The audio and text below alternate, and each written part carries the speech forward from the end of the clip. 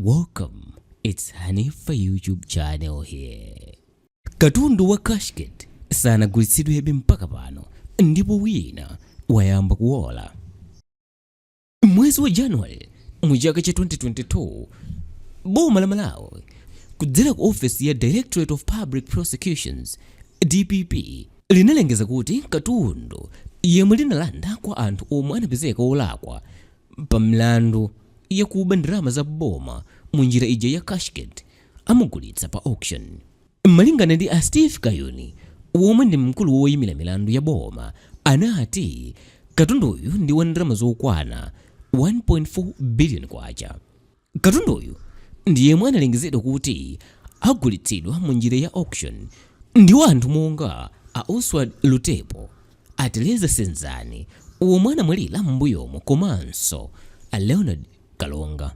A Lutepo, Katundu yemwe analandidwa ndi Bomayo ndi wa ndalama zokwana 600 million kwacha, pomwe a Teresa Senzani ndi wa ndalama zokwana 340 million kwacha, ndipo a Leonard Kalonga katundu wawo ndi wa ndalama zokwana 500 million kwacha. Kuwonjezerapo, Boma linayikanso pa msika machini ena wopangira majombo ang'onoang'ono kwambiri a plastic. Makinawo ndi amkulu wina yemwe ndi mzika ya dziko la China ndipo anamulanda m'mbuyomu kamba kuphwanya malamulo m'dziko lino. A Oswald Lutepo anagamulidwa kukhala ku ndende zaka zokwana 12 ndipo atulutsidwa ku mayambiriro a chaka chino atamaliza kugwira ntchito yawo yakalavulagaga. Mwezi wa April mu chaka cha 2022, a Steve Kayuni anawuza nyuzipepala ina m'dziko lino kunena kuti malingaliro awo omwe anali nawo ofuna kugulitsa katundu yense yemwe Boma linalanda anthu omwe anaba ndalama kudzera mu njira ya Cashgate amuchotsapo pa msika. Iwowa anayankhula zimenezi kamba kakuti ngakhale Boma linalengeza kudzera mu manyuzipepala a m'dziko muno pa katundu yemwe akufuna kumugulitsayo, palibe amene akuonetsa chidwi kufuna kumugula katunduyo. Iwowa anawonjezeranso kunena kuti katundu wina panopa mmene alili sakuoneka mmene analili m'mbuyomo, popezanso katunduyu wakhalitsa kwambiri kotero ndiye kuti katunduyu adzagulitsidwa pa mtengo wotsika kwambiri. Akayuni anati ngakhale kuti anakanika kumugulitsa katunduyo, ayeseranso kumulengezetsa m'manyuzipepala a m'dziko muno kuti mwina anthu ena aonetsa chidwi chofuna kumugula katunduyo kuti akhale wawo. Pa nthawiyo anati anakapemphanso ku nthambi yogula ndi kugulitsa katundu wa Boma ya Public Procurement and Disposal of Assets Authority PPDA ndipo awapatsa chilolezo choti akhoza kugulitsa. Kwa iwowo atafunsidwa kuti ndi chifukwa chani kwenikweni akanika kumugulitsa koyamba mwezi wa January atamulengezetsa, Akayuni anayankha kuti popeza katunduyo amamugulitsa mu njira ya auction ndipo anthu ambiri omwe anaonetsa chidwi chofuna kugula katunduyo amapereka mitengo yochepa kwambiri, ndiye izizi sizimagwirizana ndi ndalama yomwe Boma limafuna kutolera kuchoka ku katunduyo. Mwezi wa July mu chaka cha 2022, newspaper ya Nation inalemba nkhani ina yokhuza kuchedwa kwa kugulitsidwa katunduyo, kunena kuti mpaka pano Boma likukanika kumugulitsa kumachita kuti akhala akumanena kuti amugulitsa posachedwapa kuyambira kumayambiriro kwa chaka chino cha 2022.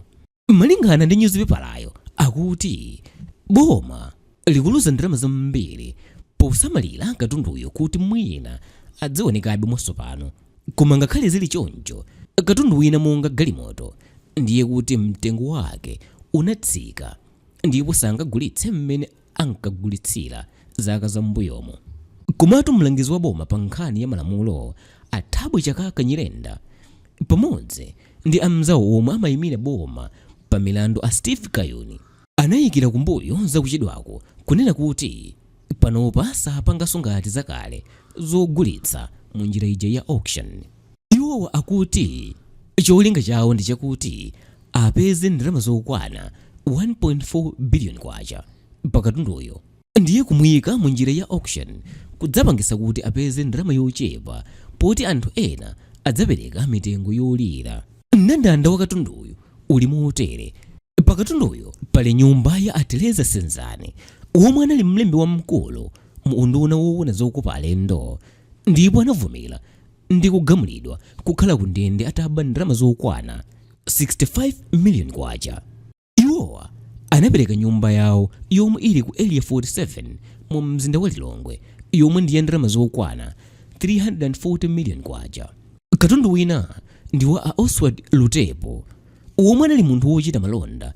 Iwowa anapezeka wolakwa pa mlandu wakuti anaba ndalama zokwana 3.1 billion kwacha, ndipo anapereka ku Boma kampani yawo ya Woget Industries komanso ina ya Cotton Ginnery yomwe ili mbali mwa msewu wa M1 kumatindi mboma la Blantyre. Katundu wawoyu ndi wa ndalama zokwana 600 million kwacha.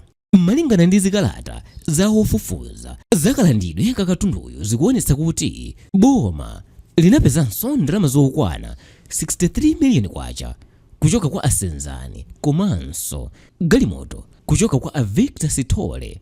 Abambo Sithole ndi munthu woyamba kugwidwa ndi Cashgate, atapezeka ndi ndalama zambiri mnyumba mwawo komanso galimoto mwawo mchaka cha 2013. Boma linalandanso kale galimoto ya mtengo wa ndalama zokwana 7 million kwacha komanso ndalama zokwana 18 million kwacha kuchoka kwa Luke Kasamba komanso a Maxwell Namata, omwe panopa anamwalira. Anthu onsewa anawapeza wolakwa pa nkhani ya kuba ndalama za mboma. Panopa Boma lalemberanso bwalo la milandu kuti alilole kuti lilande ndalama zokwana 112 million kwacha, 31,850 US dollars ndi 122,200 rands, galimoto ya mtundu wa Toyota Vitz, nyumba komanso malo omwera mowa otchedwa Whispers Bar omwe ali ku area 25. Katunduyu pamodzi ndi ndalama zonsezi ndazitchulazi ndi za Victor Sithole. Munthu wina yemwe katundu wake analandidwa ndi Leonard Kalonga, omwe ankagwira mchito ku unduna wozokopa alendo mdziko lino. Katunduyo ndi wa ndalama zokwana 500 million kwacha. Kuyikira kumbuyo kuchedwako, Steve Kayuni anati kupezanso katundu yemwe anthu anaba kuchoka ku Boma si mchito ya masewera, ndipo anapempha anthu kuti adekhe popeza zimafunika kufasa ndithu.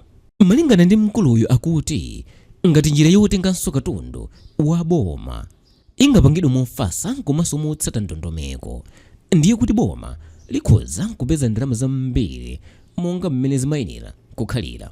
Iwowa anawonjezeranso kunena kuti pakadali pano pali anthu ena akubwera ndi kunena kuti abwenza katundu komanso ndalama zomwe m'mbuyomo sizimachitika, ndipo panopa thumba lotolera zomwe zinabedwazi likudzaza ndithu. Mkulu wina woyankhulirapo pa nkhani zosiyanasiyana mdziko muno, Victor Sithole, anayankhulapo pa nkhaniyi kunena kuti Boma limayenera lipeze kampani yapadera yomwe izilongosola zakagulitsidwe za katundu wolandidwayo. Iwowo anati kutelo ndiye kuti padzachitika chilungamo komanso kukhulupirika, kusiyana ndi kuti ofisi ya DPP idzichita yokha poti ikhoza kupangapo chinyengo. Kwa iwowo akuti ndi chifukwa chani katunduyu watsika mtengo. Zikhoza kutheka kuti mwina katundu monga galimoto ndiye kuti zimagwiritsidwa mchito, nanga ndi ndani akumayang'anira katunduyo? Ayelemiya Chihana omwe amadziwika ndi mchito yawo yowerengera katundu ndi chuma anavomerezana ndi Sithole kunena kuti katunduyo akhoza kuwonongedwa, ndipo anapempha Boma kuti lichite machawi kumugulitsa katunduyo. Pa katundu wina monga nyumba ndi malo, Chihana anati nkobwino nthambi yoona za katundu ya unduna wa zamalo ibwereketse kapena kupangitsa renti kwa anthu ena ochita malonda mdziko lino kuti azigwiritsa mchito uku akudikira kuti azamugulitse. Iwowo anati pa nthawi yomwe Boma linalanda katunduyo zaka za m'mbuyomo limayenera lipeze anthu odziwa mchito yawo kuti azisamalira ndi kugwiritsa mchito, koma Bomali linangolanda nkungozisiya nkumawonongeka zina ndi kumaola. Ngakhale katundu wina monga malo ndiye kuti anadula pano ndipo akhoza kugulitsidwa pa mtengo wokwera. Koma katundu monga macheni ndiye kuti anapanga dzimbiri, choncho adzamugulitsa pa mtengo wotsika. Wapampando wa komiti yoona za malamulo mu nyumba ya malamulo ya Legal Affairs Committee Peter Dimba anayikapo mlomo pa nkhaniyi ponena kuti ndikwabwino kuti boma ligulitse katundu yense amene milandu ya anthu omwe anabawa inatha ku mabwalo a milandu panopa. Koma Athabwe Nyirenda omwe ndi mlangizi wa boma pa nkhani ya malamulo anati boma silingangothamangira kugulitsa katunduyo poti anthu akutero. Iwowa akuti kutelo kopangitsa kuti katunduyo amugulitse pa mtengo wotsika kwambiri, ndipo pano chomwe akupanga ndi kuunguzaunguza za mtengo wa katunduyo pa msika. Iwowa anenanso kuti sagulitsanso kudzera mu njira ya auction. Kalondolondo wathu akuonetsa kuti pofika mu chaka cha 2020 milandu yokhuza Cashgate yopitirira theka kapena kuti 60% ndi yomwe inatha ku mabwalo a milandu osiyanasiyana mdziko lino. Kalondolondoyo akuonetsanso kuti mu chaka cha 2015 milandu yokwana 124 ndi yomwe inali kwa lawyer Kamdoni Nyasolo yemwe boma linamusankha kuti adziyendetsa nkhani za Cashgate.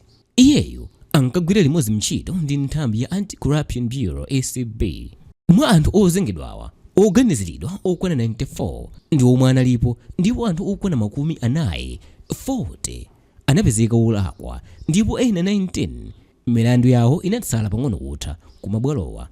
Nkhani za Cashgate zinatchuka kwambiri mu chaka cha 2013 potsatira kuwomberedwa kwa apo mphwiyo ku nyumba kwawo ku area 43 mu mzinda wa Lilongwe. Iwowa ndi omwe ankagwira ntchito ngati budget director ku unduna wa zachuma mdziko lino. Mu chaka cha 2020 bwalo lalikulu la High Court linapeza apo mphwiyo ndi anthu ena okwana 17 kuti ali ndi mlandu woti ayankhe wokhuza kubedwa kwa ndalama zokwana 2.4 billion kwacha. Ndalamazi zitabedwa mchaka cha 2013 mtsogoleri wakale a Joyce Banda analamula kuti kuchitike kafukufuku woona kuti kwabedwa ndalama zingati ku boma, ndipo bungwe lowerengera chuma la Baker Tilly lochoka mdziko la Britain linapeza kuti ndalama zokwana 24 billion kwacha ndi zomwe zinabedwa mchakacho. Kafukufuku wina yemwe linachita ndi bungwe lina lotchedwa PricewaterhouseCoopers PwC linapeza kuti kuchoka mu chaka cha 2009 kufika mu chaka cha 2014 mboma munabedwa ndalama zokwana 577 billion kwacha.